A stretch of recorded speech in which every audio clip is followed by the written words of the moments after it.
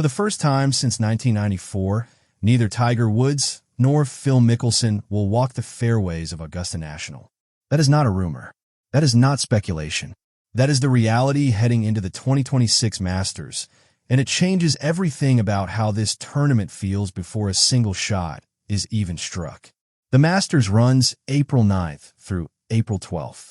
Rory McIlroy is coming back to defend the green jacket he finally slipped on last year after completing the career Grand Slam. Scottie Scheffler, the world number one, enters as the clear betting favorite.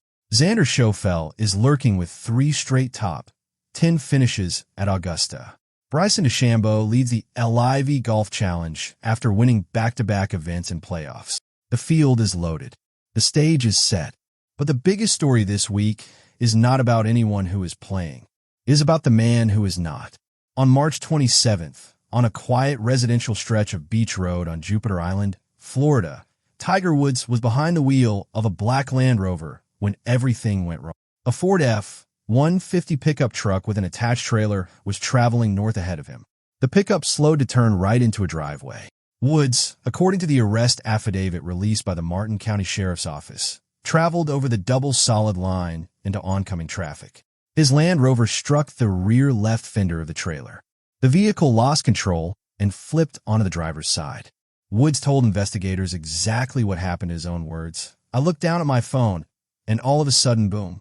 He had been looking at his cell phone and changing the radio station. He did not realize the pickup had slowed. The pickup driver told investigators he had activated his right turn signal before making the turn, and that the SUV behind him simply must not have seen him slowing down. Woods could not exit through the driver's side door because the vehicle was lying on it. The pickup driver and another person physically helped him out through the front passenger side. First responders arrived to a scene that, by any measure, was serious. And what followed was one of the most scrutinized arrests in the history of professional sports.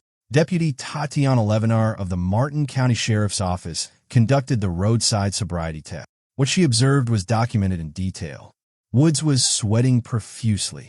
His movements were described as lethargic and slow. His eyes were glassy and bloodshot, with pupils extremely dilated. He was also limping and stumbling to the right, with a compression sock on his right knee. When asked about medical conditions, Woods told officers he had undergone 7 back surgeries and more than 20 operations involving his leg. He said he has a permanent limp and that his ankle seizes when Woods stated clearly that he had not consumed any alcoholic beverages and had not consumed any illegal substances. He said he takes a few prescription medications, listing treatments for high blood pressure, cholesterol, ibuprofen, and Vicodin, and that he had taken them earlier that morning. After completing the field sobriety exercises, Deputy Levinar made her determination. She told Woods directly, "I do believe your normal faculties are impaired, and you're under an unknown substance, so at this time you're under arrest for DUI." Woods responded, "I'm being arrested?" "Yes, sir," she said. After handcuffing Woods, officers searched his pockets and found 2 white pills. Woods identified them himself. "That's a Norco." Authorities confirmed the pills were hydrocodone, a prescription opioid painkiller. At Martin County Jail, Woods was given a breathalyzer test. It measured 0.00 twice. There was no alcohol in his system. However, Woods declined to submit to a urinalysis test to check for chemical or controlled substances in his system. Under a change to Florida law passed last year, refusing an officer's request to take a breath, blood, or urine test became a misdemeanor, even for a first offense. Medical staff at the jail requested that Woods be taken to Cleveland Clinic Martin South Hospital for medical clearance because of the crash. He was taken there and declined treatment. He was returned to the jail and released at 11:11 p.m. on $1,150 bail. He was charged with DUI with property damage and refusal to submit to a lawful test. On Tuesday, March 31st, Woods submitted a written plea of not guilty to the charges through his lawyers. He also requested a jury trial and hired attorney Douglas Duncan to represent him. A pretrial hearing has been scheduled for May 5th in Martin County. A judge also granted Woods permission to seek treatment overseas, acknowledging the unusual circumstances surrounding his case. This is not the first time Woods has faced a situation like this. This was the second rollover crash since 2021 and the second DUI-related arrest since 2017. The pattern is impossible to ignore, and it has brought voices from across the golf world into the conversation. Nick Faldo, the six-time major winner, addressed it directly. I feel sorry for Tiger that he's living 24/7 in pain. There are two sides to this right now. There's one side like, let's care for Tiger, and then there's got to be a responsibility and accountability side as well. Jack Nicklaus, the 18-time major champion, went further, stating that the incident had tarnished the entire sport. Amid the legal documents, the arrest footage, and the public reaction, a few specific moments stand. Not because they're dramatic, but because they reveal something deeper. Body camera footage released on April 3rd by the Martin County Sheriff's Office showed Woods on the scene, calmly kneeling on one knee, describing the crash to officers. Later, in the back of the patrol car, the handcuffed golfer was captured hiccuping, yawning, and repeatedly appearing to nod off during the 15-minute ride to the sheriff's office. At one point during the scene, Woods took out his phone and told a deputy, "I was just talking to the president." It is not confirmed who he was referring to, though Woods has been in a relationship with Vanessa Trump, former daughter-in-law of President Donald Trump, for more than a year. When asked about the incident, Trump told reporters, "I feel so badly. He's got some difficulty. Very close friend of mine. He's an amazing person. Amazing man. But some difficulty." But the moment that truly stopped people was what happened when Woods asked officers to retrieve his belongings from the wrecked vehicle. He specifically asked for his golf clubs. When the officer responded that they were worth more than his house, Woods' longtime manager and close friend, Rob McNamara, joked that the putter is worth more than all of our houses. Woods then explained to the officer that he had used that putter to win 14 majors. 14 majors. Sitting in the wreckage of a rolled SUV on a residential street in Florida. That single detail says more about who Tiger Woods is and what golf means to him than almost anything else in this story. And here is the context that makes it even heavier. Just 3 days before the crash, after playing his first TGL match of the season, Woods had talked publicly about how much he loves the Masters and said he wanted to play and would keep trying to get ready. In the days following the arrest, the consequences came quickly. Woods posted a statement saying he was stepping away indefinitely from professional golf to seek treatment and focus on my health. He also turned down the role of United States Ryder Cup captain for the 2027 tournament, which is scheduled to be held in Ireland, a role he had reportedly been considered for. And then came the confirmation that closed a chapter in golf history. This year's Masters will mark the first tournament since 1994 without either Tiger Woods or Phil Mickelson in the field. Woods has stepped away. Mickelson, meanwhile, announced he would not compete, citing a personal health matter. In a statement, Mickelson said, "I have great respect for Augusta National Golf Club, and it is definitely the most special week of the year. I wish everyone the best of luck, and we'll be watching." Two legends, both absent. The era, undeniably, is shifting. While the Woods situation has consumed the headlines, there is another story unfolding that speaks just as clearly to where the PGA Tour stands right. It is quieter, less dramatic, but in many ways more relatable. Brian Harman is the 2023 Open Championship winner. He carved up Royal Liverpool in a way that earned him the nickname the Butcher of Hoylake.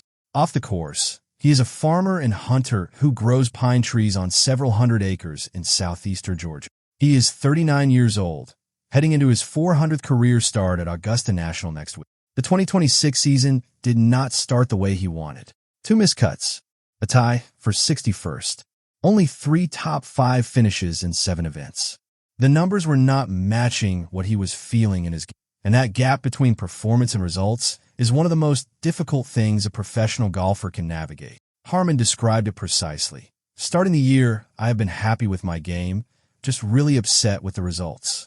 I felt like I was getting out there and kind of shooting the highest score that I could every day. Kind of when I got it going, I couldn't keep it going, and when I got it going bad, I didn't really have a good answer for it." That is not a crisis of talent. That is a crisis of execution under pressure, and Harman knew the difference. His ball striking statistics were strong. His short game was there. The problem was mental, specifically the tendency to get ahead of himself during rounds, to dwell on mistakes, to lose presence. He's been working on it.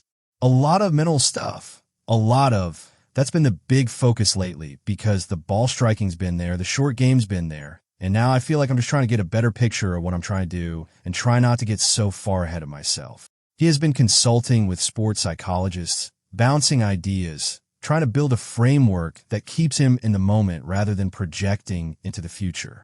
The shift came at TPC Sawgrass during the Players' Championship. Harman had a difficult first round and admitted he was pretty down after it. But he came back on Friday with a 64, one of the best rounds of the week, and ultimately finished tied for 11th. It was not a Sunday contention run, but it was finally a result that matched the level he had been playing at all year. He also made a decision that said something about where his head is. On the 16th hole, he chose to go for it rather than play conservatively. He acknowledged that playing it safe might have produced a better finish on the leaderboard. But as he put it, that's not what we're here to do. That mentality, the willingness to accept a lower finish in exchange for competing at the level you came to compete at, is exactly the mindset a player needs heading into a major. Now Harman heads into the Valero Texas Open at TPC San Antonio's Oaks course as the defending champion. Last year, he won by 3 strokes with a final round 75, the highest winning score on tour since 2020, on a day when the wind made the course nearly unplayable. He relied on a short game, made a last-minute putter switch courtesy of a tailor-made rep who simply handed it to him and said, "Try this one," and held on. This is his 9th career start at this event. He loves the course, loves the city, and has clearly figured something out here that works for him. He also has a specific philosophy about how this week connects to next week. He spent time at Augusta National the week before, thought about the Masters the entire time he was there. But once he tees it up in San Antonio, that changes. When I tee off this week, I'm not going to be thinking about Augusta. I'm thinking about trying to win this golf tournament. He uses tournament weeks as diagnostic tools, ways to measure where his game actually is versus where he needs it to be for a major. That data-driven, deliberate approach helped him identify last year that his putting from 10 to 20 feet had dropped off statistically, which led directly to the putter change that helped him win. Put these two stories side by side, and they frame the PGA Tour in 2026 in a way that is genuinely difficult to look away from. Tiger Woods, the most influential figure the sport has ever produced, the first player of black heritage to win the Masters in 1997, a 5-time Augusta champion, cannot even get himself to the starting line right now. Not because of a swing flaw or a miscut, because his body, his circumstances, and now the legal system are all standing in the way at the same time. Brian Harman is doing nearly everything right and still fighting to make it count on the leaderboard. He is healthy, his game is in good shape, and he is 39 years old heading into the stage where his best golf needs to show up. And around both of them, new stories are being written.